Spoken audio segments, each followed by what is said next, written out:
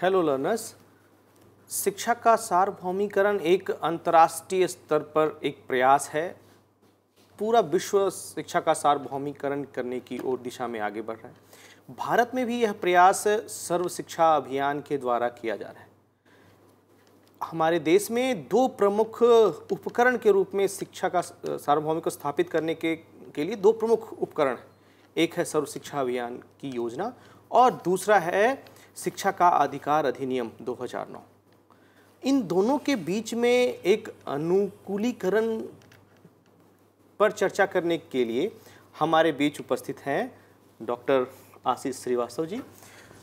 Sir associate professor हैं शांति निकेतन विश्व भारती शांति निकेतन में, और हम इस चर्चा को आगे बढ़ाने के लिए सर से आग्रह करें कि वो प्रकाश डालें कि जो शिक्षा का अधिकार अधिनियम जब नहीं आया था तब सर्व शिक्षा अभियान का क्या प्रारूप था। धन्यवाद। इस पूरी चर्चा को हम 3 भागों में बांट करके देखेंगे।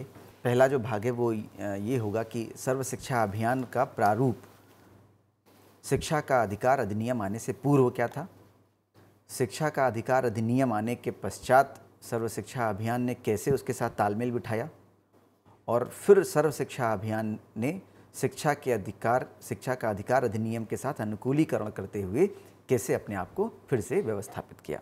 जैसा आप जानते हैं, सर्व शिक्षा अभियान का कार्यान्वयन वर्ष 2000-2001 से किया जा रहा है, जिसका उद्देश्य सार्वभौमिक सुलभता एवं प्रतिधारण, प्रारंभिक शिक्षा में बालक बालिका एवं सामाजिक श्रेणी के अंतरों को दूर करने तथा अधिगम की गुणवत्ता के सुधार हेतु विविध अंतःक्षेपों में अन्य बातों के साथ साथ नए स्कूल खोला जाना तथा वैकल्पिक स्कूली सुविधाएं प्रदान करना, स्कूलों एवं अतिरिक्त कक्षों का निर्माण किया जाना, प्रसाधन कक्ष एवं पेयजल सुविधा प्रदान करना, अध्यापकों का प्रावधान करना, नियमित अध्यापकों का सेवाकालीन प्रशिक्षण तथा अकादमिक संसाधन सहायता, निःशुल्क पाठ्यपुस्तकें एवं वर्दियाँ तथा अधिगम स्तरों परिणामों में सुधार हेतु सहायता प्रदान करना शामिल था। सर्व शिक्षा अभियान 2001 में जिसको लॉन्च किया गया। शिक्षा अभियान के दृष्टिकोण, रणनीतियां एवं मानदंडों में प्रारंभिक शिक्षा के दृष्टिकोण को शामिल किया गया है, जो निम्नलिखित सिद्धांतों द्वारा निर्देशित है। पहला सिद्धांत है राष्ट्रीय पाठ्यक्रम ढांचा 2005 यथा व्याख्यायित शिक्षा का संपूर्ण दृष्टिकोण और पाठ्यक्रम, शिक्षक शिक्षा, शैक्षिक योजना और प्रबंध के लिए उल्लेखित निहितार्थों के साथ संपूर्ण सामग्री और शिक्षा की प्रक्रिया के क्रमबद्ध पुनरुद्धार के निहितार्थ। ये हम बात कर रहे हैं सर्व शिक्षा अभियान का जो प्रारंभिक प्रारूप था, उस प्रारूप पर अभी बात कर रहे हैं। इसमें दूसरा जो सिद्धांत था वो था साम्यता का अर्थ न केवल समान अवसर अपितु ऐसी स्थितियों का सृजन जिसमें समाज के अपहित वर्गों जैसे अनुसूचित जाति, अनुसूचित जनजाति, अल्पसंख्यक, भूमिहीन, कृषि कामगारों के बच्चे और विशेष ज़रूरत वाले बच्चे आदि अवसर का लाभ ले सकते हों। और तीसरा सिद्धांत था यह सुनिश्चित करना कि विनिर्दिष्ट दूरी के अंदर सभी बच्चे स्कूल पहुंचने योग्य हो जाएं तथा इसमें पारंपरिक रूप से छोड़े गए श्रेणियों जैसे अनुसूचित जाति, अनुसूचित जनजाति और अत्यधिक अपहित समूहों के अन्य वर्ग तथा अल्पसंख्यकों, सामान्य रूप से लड़कियां और विशेष ज़रूरतों वाले बच्चों की शैक्षिक ज़रूरतों और दुर्दशा को समझना निहित था। कुछ और भी महत्वपूर्ण बातें हैं इसमें, जैसे न केवल लड़कों के साथ लड़कियों को बराबर करने का प्रयास अपितु शिक्षा पर राष्ट्रीय नीति 1986 और 92 में बताए गए परिप्रेक्ष्य में शिक्षा को देखना, अर्थात महिलाओं की स्थिति में बुनियादी परिवर्तन लाने के लिए निश्चयात्मक हस्तक्षेप जो सर्व शिक्षा अभियान के द्वारा किया गया। अगला बिंदु है शिक्षा का अधिकार अधिनियम के माध्यम से अभिभावकों, अध्यापकों, शैक्षिक प्रशासकों और अन्य हिस्सेदारों पर दंडात्मक प्रक्रियाओं पर बल देने की बजाय नैतिक बाध्यताएं लगाना। और इस प्रक्रिया का आखिरी बिंदु है शैक्षिक प्रबंध की अभिसारी और एकीकृत प्रणाली शिक्षा का अधिकार अधिनियम के कार्यान्वयन के लिए पूर्व अपेक्षा है। सभी राज्यों को उस दिशा में उतनी तेजी से बढ़ना है जितना व्यवहार्य हो। ये सर्व शिक्षा अभियान का प्रारूप रहा था। और फिर यानी कि ये पूर्व के प्रारूप रहे होंगे। जी। जो जब तक हमारे पास शिक्षा का अधिकार अधिनियम नहीं आया, तो इसके बाद क्या बदलाव आया, इससे ज़्यादा ज़रूरी है कि हम पहले ये जानें कि शिक्षा का अधिकार अधिनियम के कौन से मुख्य बिंदु थे और क्या उन मूल बिंदुओं का तब हम समझ पाएँ कि उनका क्या प्रभाव रहा होगा सर्व शिक्षा अभियान पे। तो ये इस चर्चा को हम लोग उस दिशा में आगे बढ़ाएं कि क्या उनके मुख्य बिंदु थे। बिल्कुल। देखिए, जैसा हम सब जानते हैं कि शिक्षा का अधिकार जो हमारे पास आज है, शिक्षा का अधिकार अधिनियम, ये संविधान के 86वें संशोधन जो 2002 में किया गया उसका परिणति है।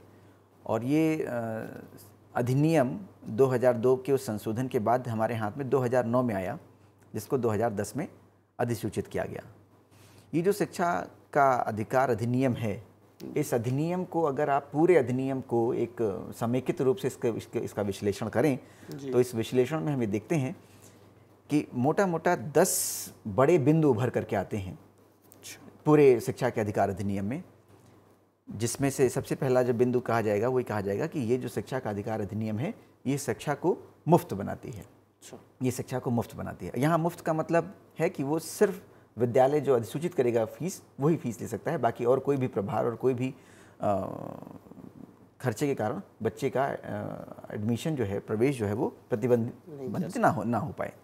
तो पहला तो इसका मुख्य बिंदु ही शिक्षा को मुफ्त बनाती है। फिर दूसरा, अगर आप इसका विश्लेषण करें तो पाते हैं कि शिक्षा का अधिकार अधिनियम राज्य के लिए शिक्षा प्रदान करना अनिवार्य बनाता है। ये एक चेंज जो अधिनियम में आया, अगर आप देखें कि हमारा जो 26 जनवरी 1950 को जो हमारा संविधान लागू हुआ था जी, उसमें अनुच्छेद 45 को अगर आप देखें तो वो अनुच्छेद साफ साफ कहता है कि अगले 10 वर्षों में फ्री और कंपलसरी एजुकेशन, मतलब मुफ्त और अनिवार्य शिक्षा, इसको अगले 10 वर्षों के भीतर, संविधान के लागू होने से अगले 10 वर्षों के भीतर इसको प्राप्त कर लिया जाएगा। लेकिन ये जो अधिकार है, ये जो अनुच्छेद 45 है, इसका प्रतिस्थापन जो है वो राज्य के नीति निर्देशक सिद्धांतों में कर दिया जाने के कारण वो नॉट जस्टिसिएबल उसमें आता था, और जिसके कारण लगभग सभी राज्यों ने 4 लंबे दशकों तक इस एकमात्र अनुच्छेद, जिसको कि एक सेंस ऑफ अर्जेंसी के साथ जोड़ा गया था, इसको उपेक्षित कर सके वो लोग। और फिर परिस्थितियां बदली, यूनी कृष्णन का सुप्रीम कोर्ट में केस हुआ। सुप्रीम कोर्ट ने एक बहुत ही महत्वपूर्ण और ऐतिहासिक निर्णय दिया, जिसमें उन्होंने कहा कि राइट टू एजुकेशन, शिक्षा का अधिकार जो है वो राइट टू लाइफ से इन्फर होता है, और इसीलिए 21A हमारा इंसर्ट हुआ। तो इन सब प्रोसेस में जो सबसे इम्पॉर्टेंट बात हुई वो यही हुई कि इस अधिनियम के आने के बाद अब राज्य अपनी इस भूमिका के को वहन करने से बच नहीं सकते। राज्य के लिए शिक्षा प्रदान करना अनिवार्य बनाता है यह अधिनियम। तीसरी महत्वपूर्ण बात इसमें यह है कि ये शिक्षा का अधिकार अधिनियम इस बात पर बल देता है कि जो हमारी पाठ्यचर्या है वो पाठ्यचर्या संवैधानिक मूल्यों के अनुसार हो। और एक बहुत कई सेक्शंस में, कई अनुच्छेदों में इसकी चर्चा की है, विस्तार से चर्चा की है इस अधिनियम ने, और सारी पाठ्यचर्या को संवैधानिक मूल्यों के अनुसार बनाने की बात कही गई है। चौथी जो बात है, चौथी बात भी बहुत महत्वपूर्ण बात है, और वो ये है कि शिक्षा का अधिकार अधिनियम ये कहता है कि राज्य को गुणवत्तापूर्ण शिक्षक को सुनिश्चित किया जाना है, और इस गुणवत्तापूर्ण शिक्षक में उसका जो प्रशिक्षण है, उसकी जो योग्यता है, उसके सारे जो मानदंड हैं, उन मानदंडों को पूरा किया जाना है। अगली और एक महत्वपूर्ण बात है जो इस शिक्षा के अधिकार अधिनियम में आपको देखने को मिलती है, वो है ये शिक्षा का अधिकार अधिनियम विद्यालय के लिए मानक परिभाषित करता है। और ये जो मानक परिभाषित करने का काम किया है शिक्षा के अधिकार अधिनियम ने, इससे एक बात हुई है, एक समरूपता आई है पूरे सिस्टम के लिए, पूरी प्रणाली के लिए एक समरूपता आई है, जिसमें वो कहते हैं कि विद्यालय के लिए जो मानक निर्धारित किए गए हैं, परिभाषित किए गए हैं, उन मानकों के हिसाब से ही विद्यालय होना चाहिए। तो ये एक बहुत महत्वपूर्ण बात इस शिक्षा के अधिकार अधिनियम में मेंशन की गई है। अगला बिंदु अगर इस प्रक्रिया में हम आगे देखें तो शिक्षा का अधिकार अधिनियम सामाजिक सुधार के लिए भी प्रावधान करता है, और इसमें किसी भी तरह का भेदभाव, किसी भी तरह की दुर्भावना, पूर्वाग्रह, इसको हटाना और इसके अनुसार सब समुदाय के लोगों को शिक्षा प्रणाली में अपने साथ लेना, ये मैंडेटरी करती है। और एक बात जो निकलती है शिक्षा के अधिकार अधिनियम से, वो है कि शिक्षा का अधिकार अधिनियम बच्चों की सुरक्षा को भी सुनिश्चित करती है, और इसके लिए उसने NCPCR और SCPCR का प्रोविज़न दिया है। तो बच्चे की सुरक्षा सुनिश्चित करना, किसी भी तरह की ये यंत्रणा बच्चे को ना पहुँचे। और सबसे अच्छी जो बात है इस पूरे शिक्षा के अधिकार अधिनियम में ये है कि ये पूरी जो प्रक्रिया है हमारी शिक्षा की जो प्रक्रिया है, इस प्रक्रिया को आसान बनाती है। और ये आसान बनाने का जो मतलब है कि एडमिशन के लिए पहले हुआ करता था कि अगर उम्र का प्रमाण पत्र नहीं है आपके पास, ट्रांसफ़र सर्टिफिकेट की दिक्कत है, बहुत सारी दिक्कतों से बहुत सारा तरह का की कुंठा थी। तो शिक्षा का अधिकार अधिनियम में इन सारी बातों को प्रतिबंधित किया गया और इससे पूरी प्रक्रिया जो है आसान हुई उन सारे लोगों के लिए जिनकी पहुंच से शिक्षा बाहर हुआ करती थी। जो मुझे मेरा पर्सनल जो व्यक्तिगत मत है वो ये है कि शिक्षा का अधिकार अधिनियम में जो सबसे अच्छी बात मुझे लगती है, इसमें आम आदमी को शक्ति प्रदान की गई है। और इस आम आदमी को शक्ति प्रदान करने की प्रोसेस में इन्होंने विद्यालय प्रबंधन समिति, स्कूल मैनेजमेंट कमेटी का एक की संकल्पना दी है। और इस स्कूल प्रबंधन विद्यालय प्रबंधन समिति है, इस संकल्पना को लोग इसका दुरुपयोग ना करने पाएँ, इसलिए इस समिति का प्रारूप क्या होगा उस प्रारूप के बारे में भी दिशा निर्देश दिए गए हैं। और इस दिशा निर्देश के अनुसार इस विद्यालय में पढ़ने वाले बच्चे, उनके माता पिता, उनके गार्जियन, समुदाय के लोग, विद्यालय के शिक्षक, जितने स्टेक होल्डर्स हैं, उन स्टेक होल्डर्स का एक सर्टेन एक्सटेंट में कंपोजिशन जो है विद्यालय प्रबंधन समिति बनता है, जिससे आम आदमी की जो भूमिका है वो इसमें आती है। थोड़ा मैं इसको जानना चाहूँगा कि आम आदमी की भूमिका कैसे तय हो रही है। जो विद्यालय प्रबंधन समिति एक विद्यालय के अंदर की एक निकाय हो गई, उस एक संस्था बन गई, उसमें एक प्रबंधन की, तो वो आम आदमी के जीवन को कैसे प्रभावित कर रहा है कि आम आदमी को कैसे शक्ति प्रदान कर रहा है? हाँ, नहीं, शक्ति का यहाँ पर शक्ति से तात्पर्य ये है कि आम आदमी जो है, जो समुदाय का जो आम आदमी है, उस आम आदमी का विचार, उसकी ज़रूरतें, उसकी आकांक्षाएं, उसकी महत्वाकांक्षाएं, वो अपनी इन सारी बातों को विद्यालय प्रबंधन समिति के सदस्य के रूप में विद्यालय प्रबंधन को बता सकता है। तो वो अपनी ज़रूरतों को, अपनी आकांक्षाओं को, अपनी जो भी उनकी डिमांड्स हैं उसको वहाँ पर रख सकता है। बिल्कुल। और इस शिक्षा के अधिकार अधिनियम में जो सबसे लास्ट पॉइंट जो ये मेरा अपना एनालिसिस जो देखा है वो ये है कि परीक्षा के उत्पीड़न को ये कम करती है। जिसमें थोड़ा, हालांकि अब ये तो बड़ा चर्चा का विषय है कि पास और फेल सिस्टम, लेकिन फिर भी ये शिक्षा का जो अधिकार अधिनियम है ये परीक्षा के उत्पीड़न को अब तक कम करती है। नहीं, जो आपने बहुत ही बेहतर ढंग से 10 बिंदुओं में पूरे शिक्षा के अधिकार अधिनियम का समेकन किया, बहुत ही, और ये काफ़ी समझ में आने वाले बिंदु भी थे। अब जो हमारा एक बिंदु था जिस चर्चा पे हम लोग आए थे, उनके दोनों पक्षों को हमने समझा, उनके पूर्व के पक्षों को, कि सर्व शिक्षा अभियान के मुख्य बिंदु क्या हैं और शिक्षा के अधिकार अधिनियम क्या कह रहा है, उनके मुख्य बिंदु क्या हैं। अब जो सवाल, जिस चर्चा की शुरुआत हुई थी कि इन दोनों का अनुकूलीकरण कैसे हुआ जी, और कैसे, चूंकि सर्व शिक्षा अभियान तो पहले आई और बाद में आया, तो इन दोनों को कैसे एक तारतम्यता जो है वो कैसे स्थापित की गई? बिल्कुल बिल्कुल।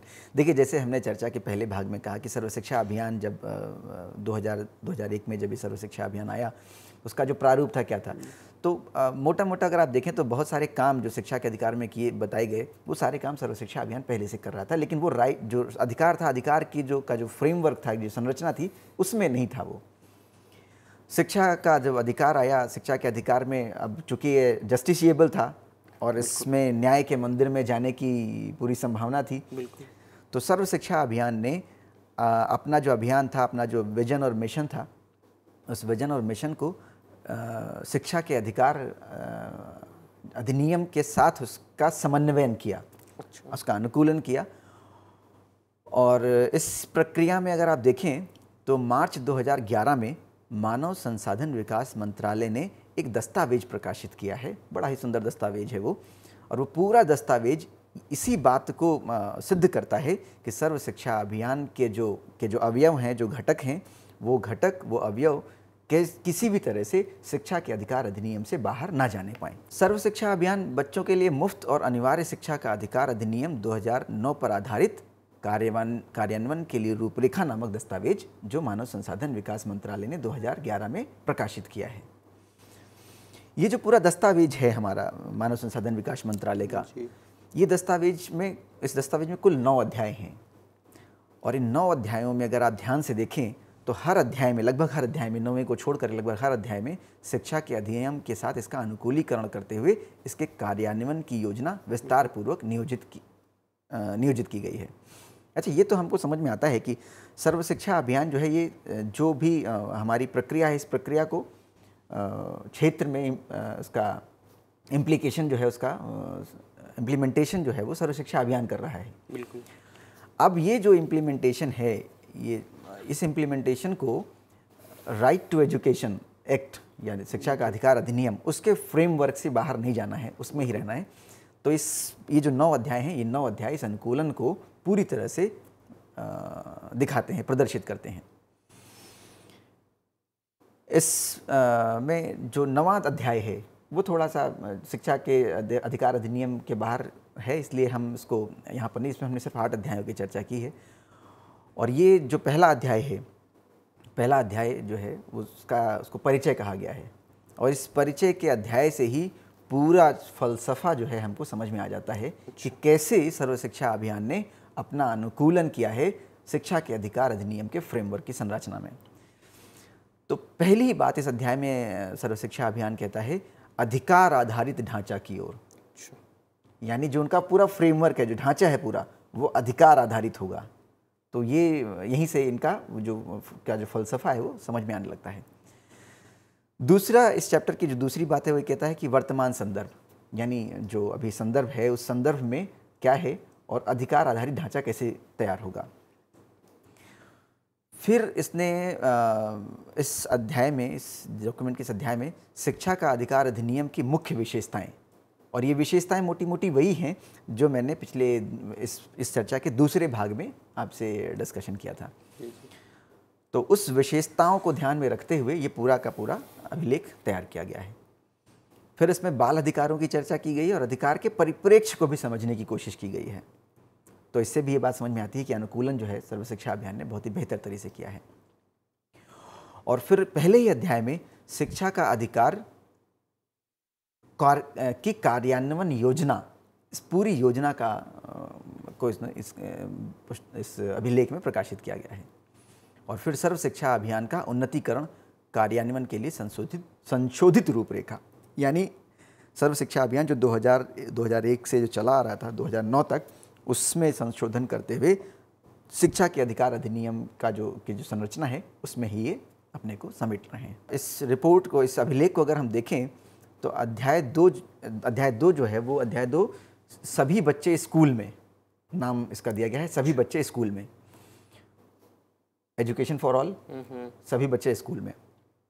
इसमें पृष्ठभूमि के अलावा इन्होंने जो सबसे अच्छा काम किया है, जिसकी व्याख्या की है, समझाने की कोशिश की है, वो ये है कि पड़ोस के स्कूल में बच्चों की पहुंच की सुविधा के लिए मैपिंग, एक मानचित्रण किया है, एक मैपिंग की है, जिससे पड़ोस के स्कूल में बच्चों की पहुंच सुविधाजनक रूप से हो सके।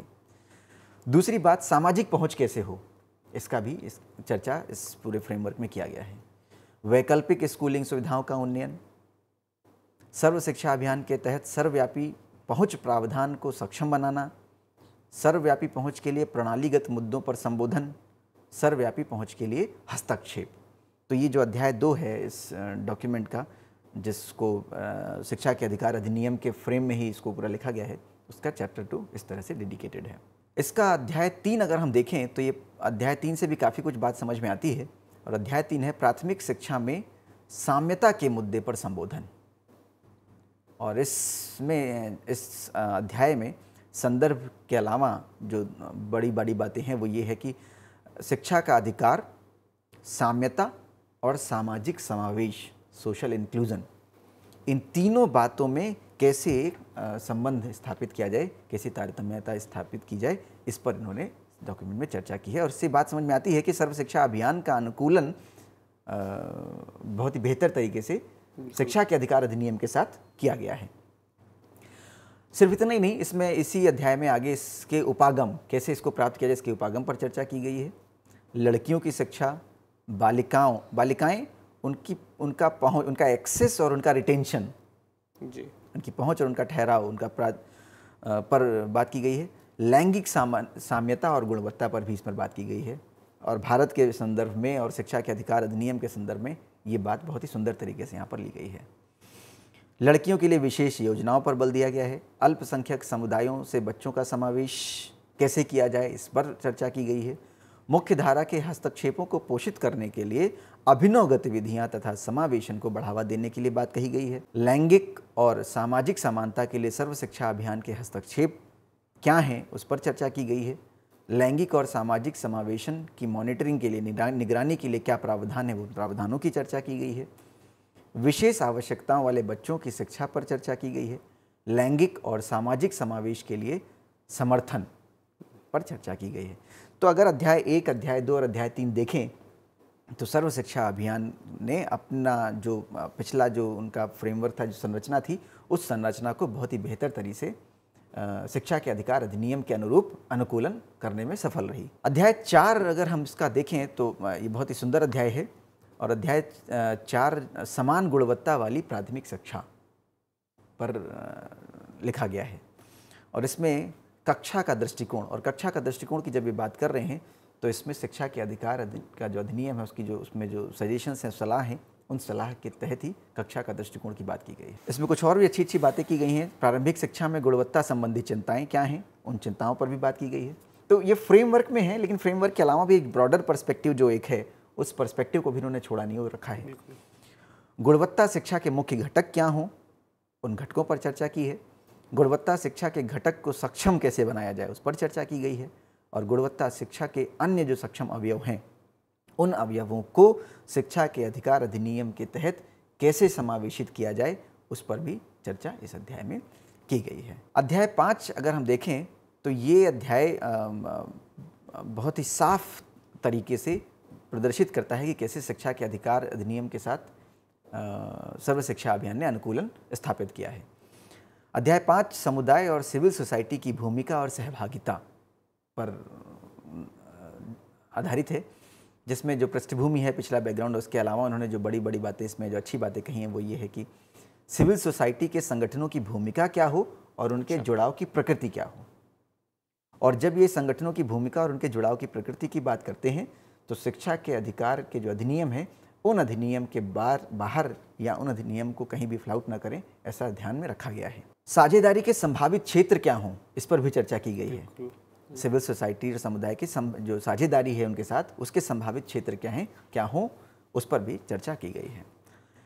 अगले भाग में अभिभावकों की भूमिका, अभिभावकों की भूमिका क्या हो, इस पर भी चर्चा की गई। और इस सारी चर्चा के दौरान शिक्षा का अधिकार अधिनियम की जो संरचना है, उसमें ही अपने आप को इन्होंने रखा है। बच्चों की भूमिका क्या हो, शिक्षकों की भूमिका क्या हो, सार्वजनिक निजी भागीदारी और कारपोरेट सामाजिक दायित्व क्या हो, यहाँ पर इसकी भी चर्चा की गई है। जैसे मैंने आपको पहले भी कहा कि सर्व शिक्षा अभियान एक ब्रॉडर पर्सपेक्टिव है और चूंकि इसके भाग पर इम्प्लीमेंटेशन आता है तो वो थोड़ा राइट टू एजुकेशन के ऊपर किस का जो फ्रेमवर्क है, की जो संरचना है, उसको इन्होंने पूरी तरह से समाहित किया है अपने अलग जो इनके एजेंडे हैं उसके साथ। और फिर सिविल सोसाइटी संगठनों के लिए सर्व शिक्षा अभियान का समर्थन कैसा हो, इस समर्थन पर भी इसमें चर्चा की गई है। आगे इसी प्रक्रिया में आगे अगर हम अध्याय 6 को देखें तो अध्याय 6 पर को विद्यालय के आधारभूत संरचनात्मक ढांचे का विकास, जैसे कि हमने दूसरे भाग की चर्चा के दूसरे भाग में देखा था कि मानक परिभाषित किया गया है जी, मानक परिभाषित किया गया, तो उन मानकों को ध्यान में रखते हुए भी अब आधारभूत ढांचा जो है वो तैयार किया जाना है। और ये आधारभूत ढांचा तैयार करने की जिम्मेदारी जो है वो सर्व शिक्षा अभियान की है। इसलिए इन्होंने चैप्टर 6 जो है वो डेडिकेट किया है विद्यालय के आधारभूत संरचनात्मक ढांचे का विकास। तो इसमें भी कुछ बातें जो विशेष रूप से उल्लेखनीय है वो ये है कि संपूर्ण विद्यालय विकास। और जब संपूर्ण विद्यालय विकास की बात कर रहे हैं तो ये संपूर्ण विद्यालय विकास किसी भी तरह से शिक्षा के अधिकार अधिनियम की संरचना के बाहर ना होने पाए, जो मानक परिभाषित किए उन मानक में ही हो, इस पर बल दिया गया है। और फिर विद्यालय का एकीकृत दृष्टिकोण, इस पर चर्चा की गई है। डिज़ाइन, योजना और कार्यान्वयन के लिए महत्वपूर्ण विचारों पर चर्चा की गई है। विद्यालय के आधारभूत संरचनात्मक ढांचे के विकास के अन्य प्रावधान क्या हो सकते हैं, उन प्रावधानों के ऊपर भी चर्चा की गई है, उन प्रावधानों के ऊपर भी सोचा गया है। योजना और कार्यान्वयन, तो वो योजना क्या होगी, उनका कार्यान्वयन कैसे होगा, और इस योजना और कार्यान्वयन को उल्लेखित करते समय ध्यान रखा गया है कि शिक्षा का अधिकार अधिनियम जो है वो इसमें किसी भी तरह से फ्लाउट ना होने पाए।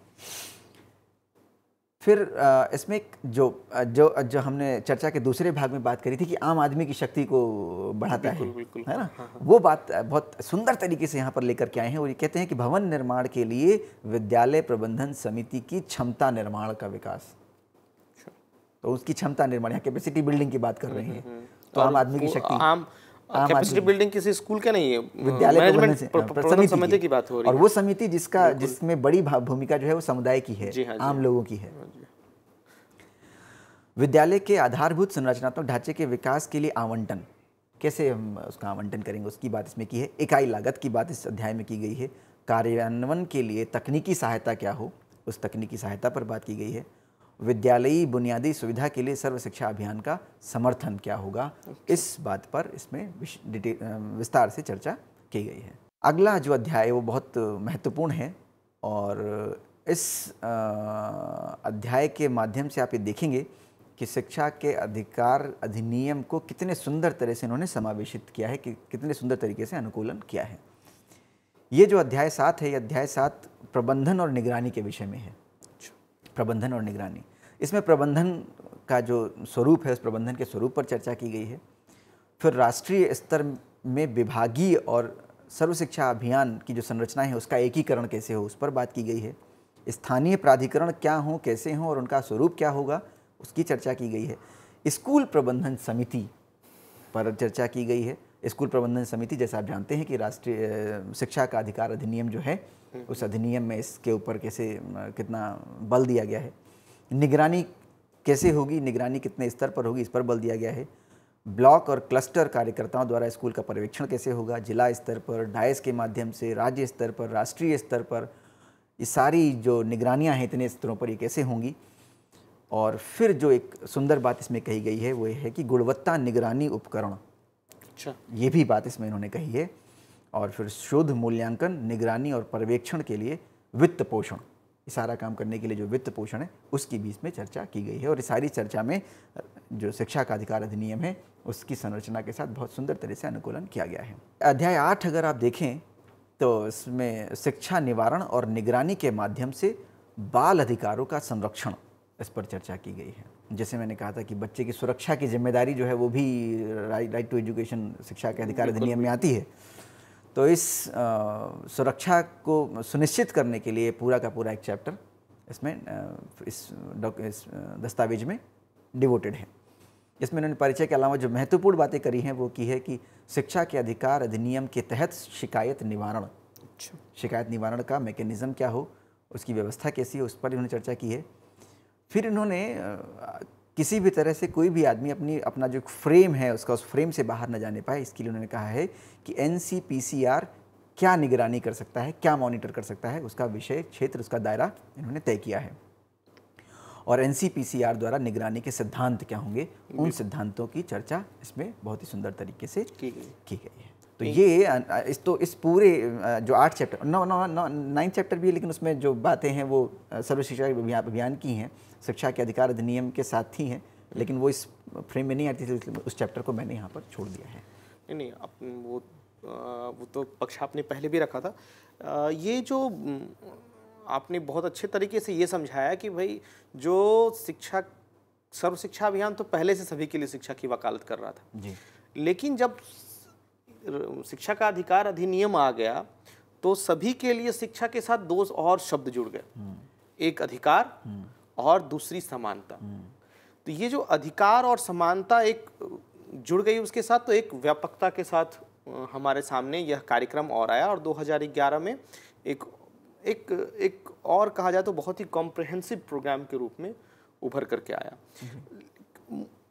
बच्चों के संदर्भ में क्या लगता है कि बच्चों के सीखने और उस सीखने की जो कौशल हैं या सीखने की जो क्रिया हो रही है, अधिगम की जो प्रक्रिया चल रही है, उनके मूल्यांकन संबंधी कुछ चर्चा इसे किसी अध्याय में ऐसा नहीं? हाँ, ये असल में बहुत अच्छा सवाल है ये।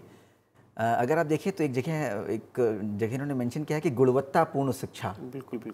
तो जब वो गुणवत्तापूर्ण शिक्षा की बात कर रहे हैं वहाँ पर, तो गुणवत्तापूर्ण शिक्षा में वो ये जो सारे पैरामीटर हैं उन सारे पैरामीटर पर वहाँ पर ये चर्चा की गई है कि उनका अधिगम, उनका शिक्षण, उनका प्रशिक्षण, इन सारी चीज़ों को कैसे समावेशित किया जाए, ये गुणवत्तापूर्ण शिक्षा में इसकी बात कही गई है। और सर्व शिक्षा अभियान इस बात की कोशिश कर रहा है कि शिक्षा के अधिकार में जो बातें कही गई हैं उनकी जो समानता, साम्यता के साथ उन जो लर्निंग आउटकम है उनको भी अचीव किया जाए। अच्छा, ये बहुत ही सटीकता से आपने वो अनुकूलन के पक्ष को रखा, लेकिन कुछ बातें बहुत सारे मन में सबके आती हैं कि दोनों शिक्षा की ही बात कर रहे हैं। एक सबको शिक्षा देने की बात कर रहा है सर्व शिक्षा अभियान, और एक ये उसमें भी कुछ प्रावधान बताए गए हैं। तो कहीं आपने वो अनुकूलन की बात कही, कहीं एक कॉन्फ्लिक्ट तो नहीं बन सकता है? बहुत ही सुंदर सवाल है, बहुत ही सुंदर सवाल है। देखिए, दो चीज़ें हैं। दोनों सर्व शिक्षा अभियान और शिक्षा का अधिकार अधिनियम, ये दोनों शिक्षा के उद्देश्यों को प्राप्त करने की बात एक साथ कर रहे हैं। और अनुकूलन की जो बात है, वो अनुकूलन की बात ऐसी है कि सर्व शिक्षा अभियान को शिक्षा के अधिकार की संरचना में ही अपनी सारी बातें करनी है। बिल्कुल बिल्कुल। बहुत बहुत धन्यवाद डॉक्टर साहब आपका। आपने बहुत ही अच्छे तरीके से अपने पक्ष को रखा, और मैं समझता हूँ कि सभी को बिल्कुल समझ में आ चुका होगा कि सर्व शिक्षा अभियान में किस प्रकार से शिक्षा के अधिकार अधिनियम का इम्पैक्ट हुआ, और किस प्रकार से सर्व शिक्षा अभियान ने अपने आप को अनुकूलित कर लिया शिक्षा के अधिकार अधिनियम के अनुरूप। आपका बहुत बहुत धन्यवाद। नमस्कार।